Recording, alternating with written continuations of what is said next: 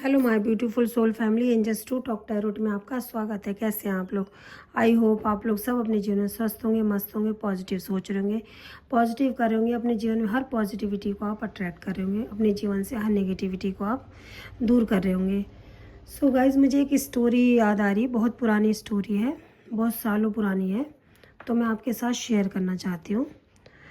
जैसा कि आपको पता है, महाकुंभ प्रयागराज में महाकुंभ का स्नान चल रहा है, तो सभी श्रद्धालु हैं, करोड़ों की संख्या में स्नान कर रहे हैं गंगा जी में प्रयागराज के। तो उन सबको बहुत बहुत बधाई हो। और जो नहीं जा पा रहे हो, अपने घर पे थोड़ा सा गंगा जल बाल्टी में डाल के बकेट में नहा लीजिए। तो आपको पता है, भाव बड़ा होता है हमेशा। तो एक स्टोरी मुझे याद आ रही है जो मैं आपके साथ शेयर करना चाहती हूँ। एक साधु जी थे, वो प्रयागराज में रहते थे। उन्होंने आजीवन प्रभु की भक्ति की, प्रभु की आराधना की, प्रभु की सेवा करी। उनकी इच्छा यही थी कि महाकुंभ का जब पर्व चलता है तो वो जितने भी श्रद्धालु हैं उनको भोजन कराएं। तो वो जगह जगह जाते, भिक्षा मांगते और पैसे इकट्ठा करते कि उनको, क्योंकि प्रयागराज में उनको भंडारा कराना था, साधु महाराज जी को प्रयागराज में भंडारा कराना था। तो इसकी वजह से वो जगह जगह जाते, भिक्षा मांगते और पैसे इकट्ठा करते थे, भिक्षा मांगते थे। तो काफ़ी साल बीत गए उनके, वो भिक्षा मांगते और पैसे इकट्ठा करते। उनकी ये आखिरी इच्छा थी साधु महाराज की कि प्रयागराज में जितने भी श्रद्धालु आए उनको वो भोजन कराएं। तो उनकी वो इच्छा थी। तो एक बार की बात है, वो भिक्षा मांगते मांगते कई साल हो गए।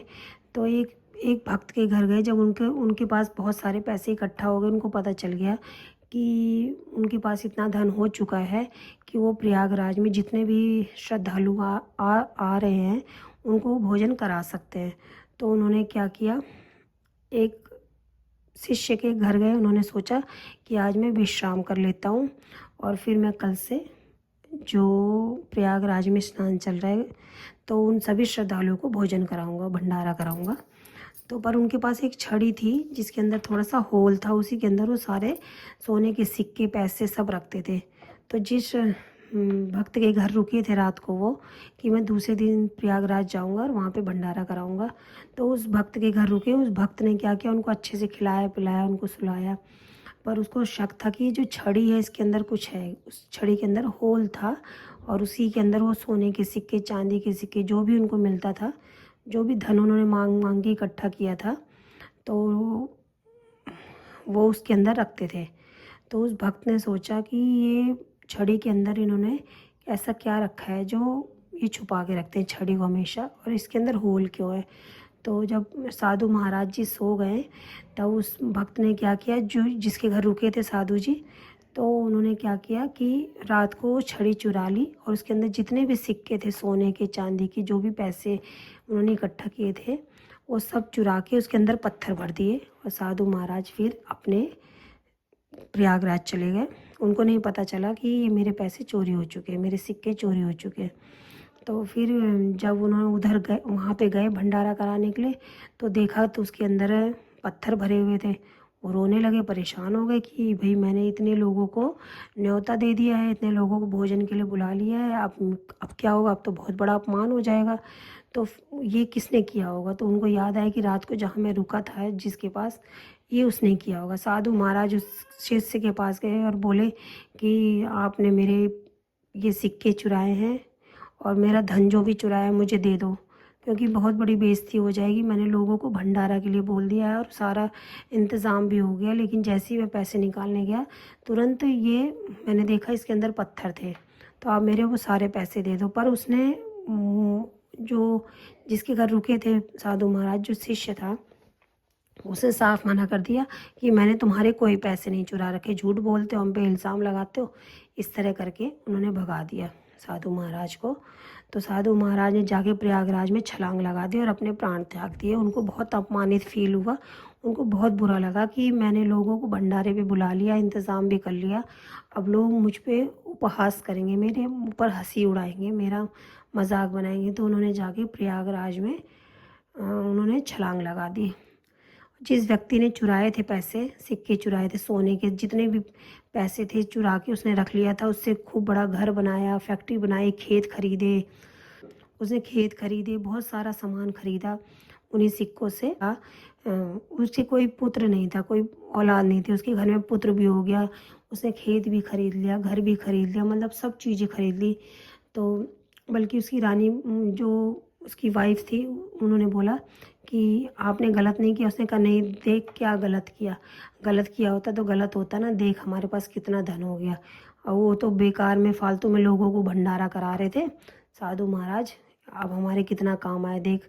अगर हमने गलत कर्म किया होता तो हमारे घर में बेटा थोड़े ना हो जाता, क्योंकि वो निर्वंशी थे, उनके घर में कोई भी औलाद नहीं थी, उनके उनके पास कोई भी संतान नहीं थी। तो उनके घर में पुत्र का भी जन्म हो गया। बहुत उत्साह होने लगा, खुशियाँ मना रहे हैं, बहुत खुश हो रहे हैं और अपनी बिल्कुल भी गलती महसूस नहीं कर रहे हैं कि मैंने किसी के साथ क्या गलत किया है। तो कुछ दिनों बाद क्या होता है कि उन्होंने अपने बेटे को पढ़ाया लिखाया, बड़ा करा। वो बेटा बीमार होने लगा।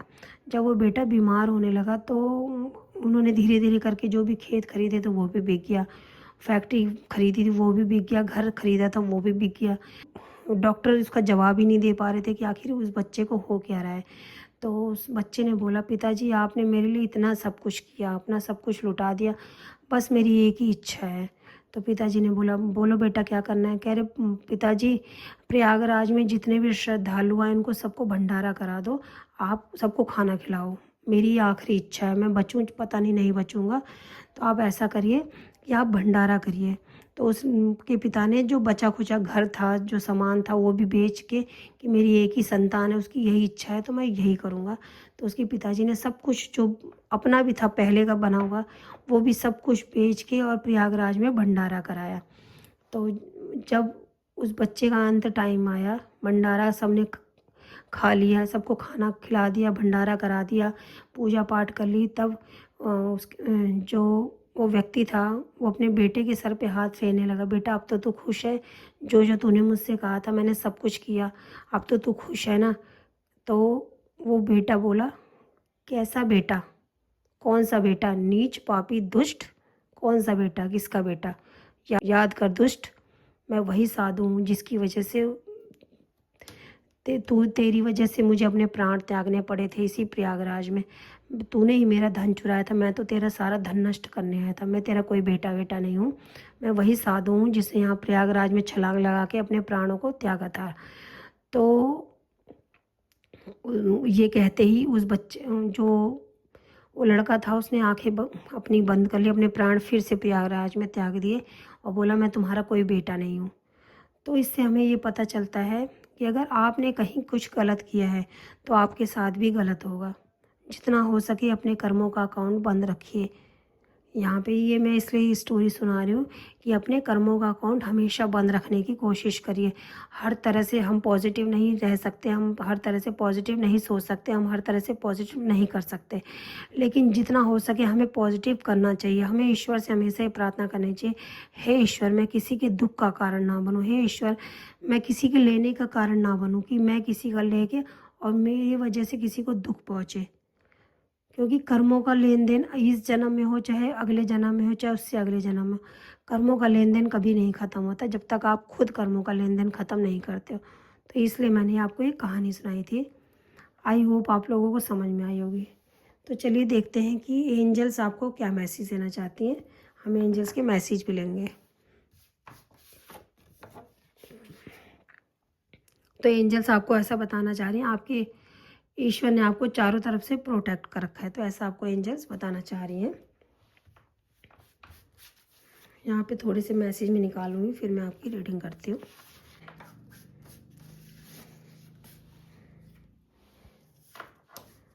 गाइस, जितना हो सके अपने जो अपने हक का है सिर्फ वही लेने की कोशिश करिए। जब हम दूसरे के हक का लेने की कोशिश करते हैं तब महाभारत होती है, और जब हम अपने हक का छोड़ते हैं ना तब वहाँ रामायण होती है। ये देख लीजिए, आपको अपने जीवन में महाभारत करनी है या रामायण करना है। ये किसी एक के लिए नहीं होता है, ये सबके लिए होता है। और कर्म कभी पीछा नहीं छोड़ते, चाहे आप कितने जन्म ले लो, कुछ भी कर लो, कर्म कभी पीछा नहीं छोड़ते। कर्म हमेशा आपके साथ ही चलते हैं। आपके अच्छे बुरे कर्म होते हैं, हमारे ही कर्म होते हैं जो हमें देखने को मिलते हैं। तो चलिए देखते हैं हमें एंजल्स क्या कहना चाहती हैं। तो एंजल्स आपको बताना चाह रही हैं आपकी सीमा पार हो चुकी है सब्र की। गाइस, आपने बहुत चीज़ का सब्र किया है, मुझे यहाँ पे ऐसा दिखाई दे रहा है। जैसा कि मैंने अभी अभी आपको बोला कि जब हम अपने हक का छोड़ते हैं ना, तब वहाँ पे रामायण होती है। जब हम दूसरे के हक को लेने की भी कोशिश करते हैं, तब वहाँ महाभारत होती है।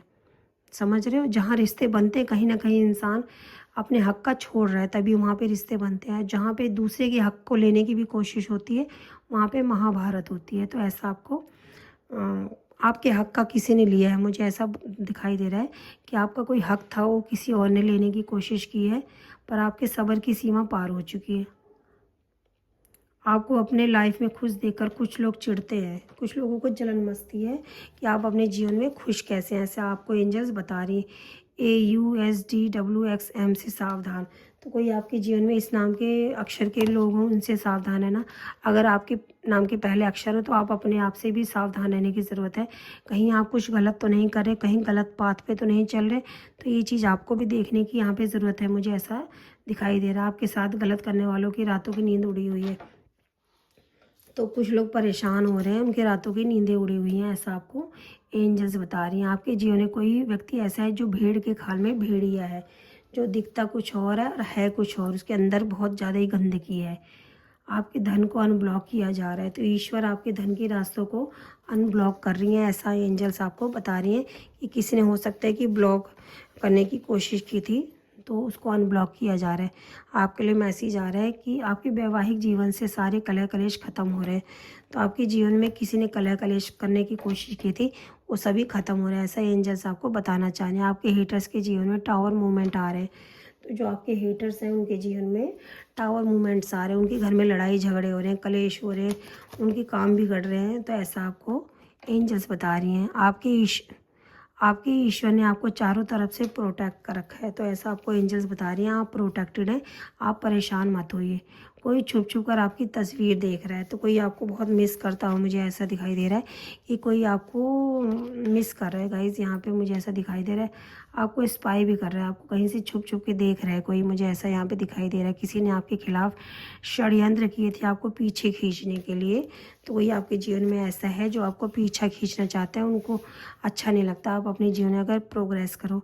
तो आपके लिए मैसेज है, कोई है जो आपके टैलेंट से जलता है, तो तभी वो आपको पीछे खींचना चाहते हैं, और कुछ स्पेल्स वगैरह का भी यूज़ उन्होंने शायद किया हो। किसी को लगता है कि आप उनकी परवाह नहीं करते, तो जो आपकी तस्वीर को छुप छुप कर देख रहे हैं, तो उनको ऐसा लग रहा है कि आप उनकी कोई ज़्यादा परवाह नहीं करते। तो ऐसा उनको ऐसा महसूस हो रहा है। कोई आपको हारता हुआ देखना चाहता है, आपके जीवन में कोई ऐसा है जो आपको पीछे खींचना चाहता है और आपको हारता हुआ देखना चाहता है।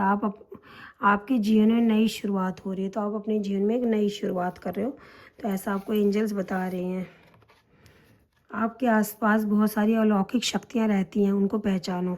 तो आप एक दिव्य शक्तियों का अंश गाइस हो सकता है। तो मुझे हील करते हो, तो जो आपको याद कर रहे हैं, जो आपको छुप छुप कर देखते हैं, वो आपको ऐसा बताना चाह रहे हैं कि आप उनको हील करते हो। जो मेरी सोल फैमिली है, वो हील करते हैं।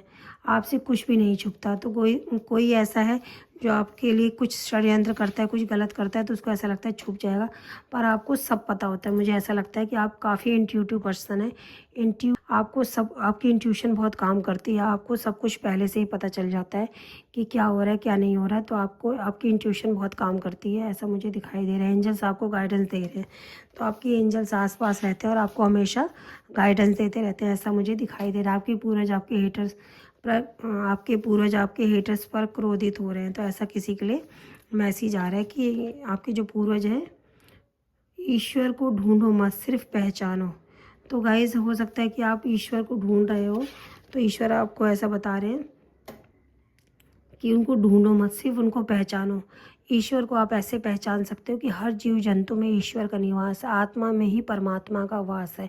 तो अगर किसी की आप आत्मा को दुखाते हो, तो समझ लो कि वो आपकी भी आत्मा हो सकती है कि अगर आप दूसरों के लिए अपनी आत्मा को दुखाते हो तो समझ लो आप परमात्मा को कष्ट पहुंचा रहे हो। तो ईश्वर को ढूंढो मत, क्योंकि हर आत्मा में परमात्मा का वास है। तो ऐसा आपको एंजल्स बताना चाह रही है कि वो ईश्वर को ढूंढो मत, उनको पहचानो। ईश्वर हर जगह है, हर कण कण में, हर व्यक्ति में, हर इंसान में, हर पशु पक्षी में है। तो ईश्वर को ढूंढने की ज़रूरत नहीं। जब आप किसी के साथ बुरा नहीं करते हो तो समझ लो आपने ईश्वर को खुश कर दिया। अगर आप किसी का बुरा करते हो या उसके दुख का कारण बनते हो, उसको दुख देते हो, समझ लो आपने ईश्वर को दुख दिया। आप कितनी भी पूजा पाठ कर लो, धर्म कर्म कर लो, दान पुण्य कर लो, अगर आपने किसी की आत्मा को दुखा दिया, किसी के दिल को तकलीफ़ दे दिया, तो समझ लो आपने ईश्वर को दुख दिया है। तो ऐसा आपको बता रही है एंजल्स। का माता कामाख्या देवी से मदद मांगो। गाइस, हो सकता है कोई आप पे स्पेल वगैरह करता है, तो आपको माता कामाख्या देवी से मदद मांगने की ज़रूरत है, ऐसा आपको एंजल्स बता रही है। तो आप अपने घर बैठे बैठे भी माँ को याद कर सकते हैं, माँ से मदद मांग सकते हैं। माँ का नाम लीजिए, माता कामाख्या देवी मेरी मदद करिए, मैं इस परेशानी में हूँ, आप मेरी मदद करिए। आप ऐसा माँ से प्रार्थना कर सकते हैं। किसी को आपसे सच्चा प्रेम है, जो आपको याद कर रहे हैं ना गाइस, वो आपसे बहुत प्यार करते हैं।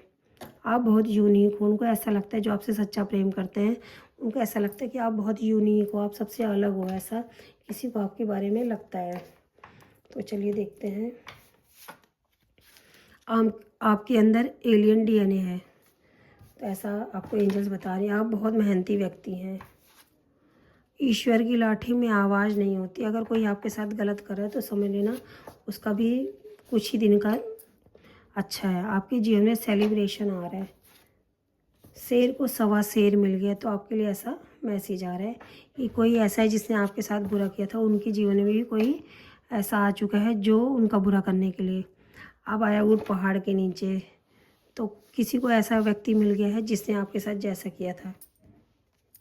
आपकी सभी प्रेयर्स को सुन ली गई है, तो ईश्वर आपकी सभी प्रेयर्स को सुन रहे हैं, ऐसा आपके लिए मैसेज आया है। आपके अपनों ने ही आपको बर्बाद करने में कोई कसर नहीं छोड़ी है।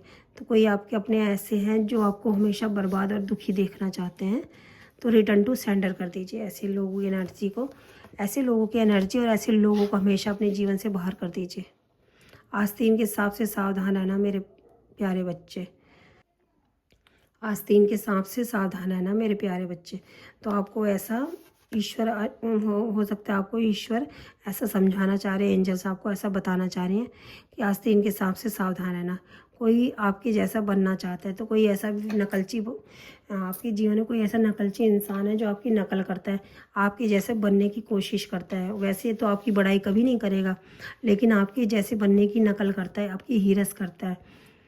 आपको अपनी लाइफ में खुश देखकर कुछ लोग चिढ़ते हैं, तो ऐसे कुछ लोग हैं जो आपके जैसे बनने की कोशिश करते हैं, तो उनको जलन मस्ती वो चिढ़ते हैं। कुछ लोगों ने आपके धन के सभी रास्तों को ब्लॉक किया है, तो कुछ लोग ऐसे हैं जो आपके धन के रास्तों को ब्लॉक करते हैं। तो कुछ लोगों की ऐसी एनर्जी मुझे फील हो रही है। एंजल्स मुझसे कह रही हैं कि आपको 4 कार्ड और लेने हैं। Angels 1 card.